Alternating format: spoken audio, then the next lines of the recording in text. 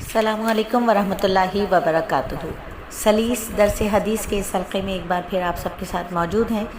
آج یکم محرم الحرام ہے اور آج کی ہماری حدیث ہے حدیث نمبر 54۔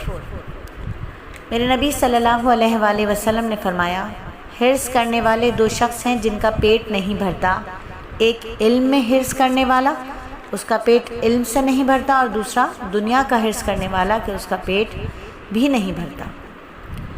یعنی علم، جس کو علم کی طلب ہو جائے، جس کو علم کی بھوک لگ جائے، جس کو علم کی پیاس لگ جائے، اس کی تمنا ہوتی ہے کہ وہ علم کی آخری منزل تک پہنچ جاؤں، مگر اس کی تمنا پوری نہیں ہوتی، کیونکہ علم کا میدان تو بہت وسیع ہے، بہت وسیع ہے، کوئی اس کی انتہا تک پہنچنے کا دعویٰ ہی نہیں کر سکتا۔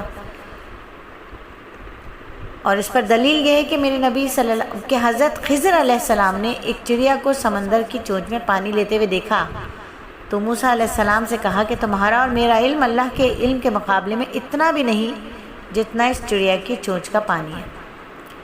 تو علم کی جو وسعتیں ہیں، علم کی جو منازل ہیں، وہ کبھی پوری نہیں ہوتی، کوئی ان تک نہیں پہنچ سکتا۔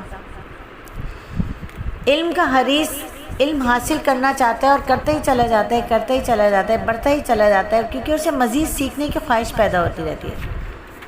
یہ جو حرص ہے نا، علم حاصل کرنے کی جو حرص ہے، یہ قابل تعریف ہے، کیونکہ علم انسان کو اللہ کی طرف لے کر جاتا ہے، اللہ کی معرفت کی طرف لے کر جاتا ہے، نیکی اور ہدایت کی طرف لے کر جاتا ہے۔ علماء اور طلباء علم اتنا سیکھتے ہیں لیکن پھر بھی وہ اپنے آپ کو کیا کہتے ہیں؟ طلباء ہی کہتے ہیں۔ علماء بھی طلباء کہتے ہیں اور طلباء بھی طلباء ہی کہتے ہیں، کیونکہ وہ اپنے علم کو یہ نہیں کہتے کہ میں بہت بڑا عالم ہو گیا، میں نے سب کچھ سیکھ لیا، نہیں، علم سیکھتے رہتے ہیں، کیونکہ علم کی پیاس کبھی بھی نہیں بجھتی۔ لیکن جو دنیا کا حریص ہوتا ہے اس کا پیٹ نہیں بھرتا۔ کہ ایک روایت میں آتا ہے نا کہ اگر انسان کو ایک سونے کی وادی دے دی جائے، دوسری کی وہ فکر میں رہے گا، جب اس کو دوسری مل جائے گی تو وہ تیسری کی فکر میں رہے گا، کبھی قناعت نہیں کرتا۔ بعض داناؤں کا قول بھی ہے کہ دنیا کی مثال شراب کی طرح ہے، جتنا پیتا ہے اتنی طلب میں زیادتی ہوتی جاتی ہے، اور بالآخر کیا ہوتا ہے؟ اپنا جسم، اپنی سب چیزیں خراب کروا لیتا ہے۔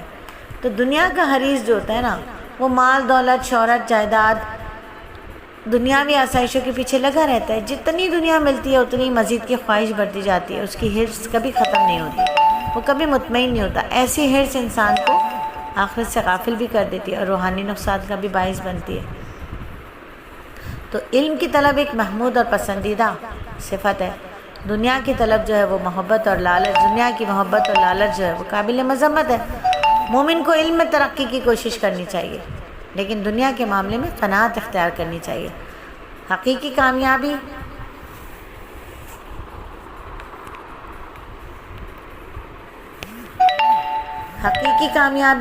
علم نافع میں ہے، اللہ کی رضا میں ہے، دنیاوی مال و دولت کی کثرت میں نہیں ہے۔